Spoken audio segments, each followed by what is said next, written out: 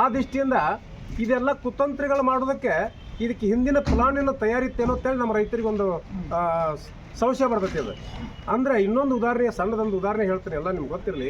ರಾಜ್ಯದ ಜನತೆಗೆ ನಾವು ಕಬ್ಬಿನ ಬಾಕಿ ಕೇಳೋತ್ತಾಗ ಇದೊಂದೇ ಕಾರ್ಖಾನೆ ಅಲ್ಲ, ನಿರಾಣಿ ಶುಗರ್ಸ್ನವರು 1150 ಕೋಟಿ ರೂಪಾಯಿ ಕೊಡಬೇಕಾದಂಥ ಬಾಕಿಯನ್ನು ಹೋದ ವರ್ಷ ಜಿಲ್ಲಾ ಉಸ್ತುವಾರಿ ಮಂತ್ರಿ DC ಅವರು SP ಅವ್ರ ನೇತೃತ್ವದಾಗ ಮುಗಿದೈತಿ. ಹೋದ ವರ್ಷ 15 ದಿನದಾಗ ಕೊಡ್ತೀವಿ ಅಂತ ಹೇಳಿದವರು ಇಲ್ಲಿ ತನಕ ಒಂದು ರೂಪಾಯಿ ಹಾಕಿದ್ದಿಲ್ಲ. ಮೊನ್ನೆ ಇದೇ ಸಜ್ಜನದಾಗ DC ಅವ್ರು 2 ಮೀಟಿಂಗ್ ಮಾಡಿದ್ರು, ನಮ್ಗೆ ಕೊಡೋಕ್ಕಾಗಲ್ಲ, ನಾವು ಕೊಡ್ತಾನೋ ತಂದೇ ಇಲ್ಲ ಅಂತ ಹೇಳಿಬಿಟ್ರೆ, ಕೈ ಹಾಕ್ಸ್ಬಿಟ್ರೆ ಅವರು. ಬಾಕಿನೇ ಇಲ್ಲ ಅಂದ್ರೆ ಆವಾಗ ನಾವು ಆಯಿತು ಸಂಗೊಳ್ಳಿ ಸರ್ಕಲ್ದ ರೈತರೆಲ್ಲ ಕೂಡ್ತೀವಿ, ಅಲ್ಲಿ ನಾವು ಅದನ್ನು ವಿಚಾರ ಮಾಡ್ತೀವಿ ಅಂತ ಬಂದಿವಿ. ಸಂಗೊಳ್ಳಿ ಸರ್ಕಲ್ದಾಗ ಒಂದು 3-4 ಸಾವಿರ ಜನ ಸೇರಿದ್ವಿ. ಅವ್ರ ಮನೆಗೆ ಹೋದ್ವಿ. ಮನೆಗೆ ಹೋದ ಕೊಡ್ತಾನೆ ಅಂದವ, ಯಾಕೆ ಕೊಡೋದು ಅಂದಪ್ಪ ಅಂತ ಕೇಳಿದ್ವಿ. ಅವರೆಲ್ಲ ಹೊರಗೆ ಬಂದರು. ನಾವು ಕೊಡ್ತಾನೆ ಅಂತ ಹೇಳಿದ್ವಿ, ಕೊಡ್ತೀವಿ, ಒಂದು 4 ದಿವಸ ಅವಕಾಶ ಮಾಡಿಕೊಟ್ರು. ಆಯಿತು ಕೊಡ್ರಿ ಅಂತೇಳಿ 4 ದಿವಸ ಅವಕಾಶ ಮಾಡಿಕೊಟ್ಟಿವಿ. ವಾಪಸ್ ಹತ್ತಿ ಬಂದಿವಿ. ಅಲ್ಲಿ ಕಲ್ಲು ಯಾಕೆ ಕೊಡಲಿಲ್ಲ?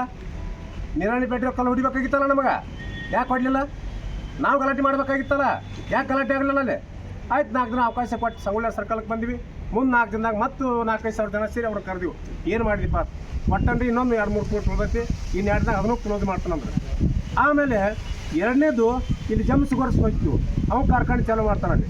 ಅವನು ಬಾಕಿ ಮತ್ತು ರೇಟ್ ಘೋಷಣೆ ಮಾಡಿ ಚಾಲೂ ಮಾಡ್ತಾನಂತೆ. ಸಂಜೆ 6 ಗಂಟೆಗೆ ಒಂದು 5-6 ಸಾವಿರ ಜನ ಹೋಗ್ತೀವಿ.